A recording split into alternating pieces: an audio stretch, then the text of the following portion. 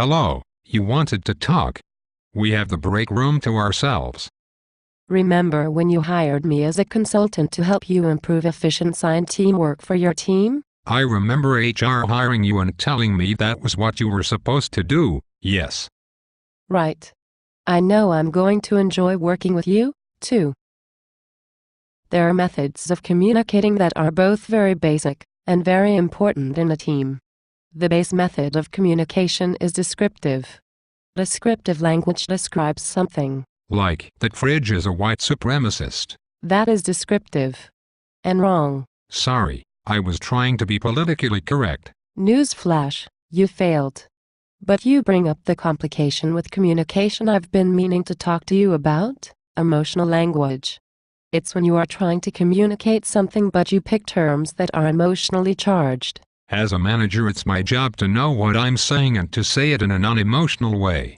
Were you here when I fired Jim's department? Yes. Why do you think HR hired me? Sending them out the door by explaining their productivity was slower than a snail in the salt flats is an example of emotional language. Language that you should probably never repeat. I thought that was very descriptive. I know. Items that are described can be described neutrally or emotionally. In our previous example, the neutral way of explaining a descriptor about the fridge would be to say, the fridge is white. But you are a person of color. Why, and I beg you to tread carefully here, should that matter? I thought declaring things black or white to people of color would fit your definition of emotional language. And you thought calling the fridge a white supremacist would somehow improve my opinion of you and the fridge. It's a common misconception that pure and neutral descriptions of an item or environment can trigger bias. In this case, you mistakenly assumed I'd have a racial bias against a kitchen appliance, but there are valid fears out there about triggering any kind of bias. So neutral language doesn't engage any bias, even when being descriptive. So, for example, you could have measured Jim's department's productivity and provided numbers and descriptions of what you were seeing, rather than fire them all and say something emotionally charging about their productivity.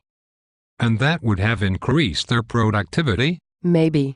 For example, the entire department would still be here doing work, even if they weren't doing it as fast as you wanted them to do it.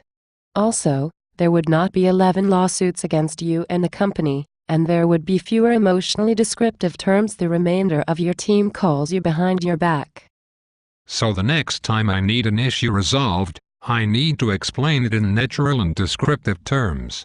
That's right. Great. I need you to stop wasting my time. I have to get back to work. 12 lawsuits now. I hope you have a lovely day in court.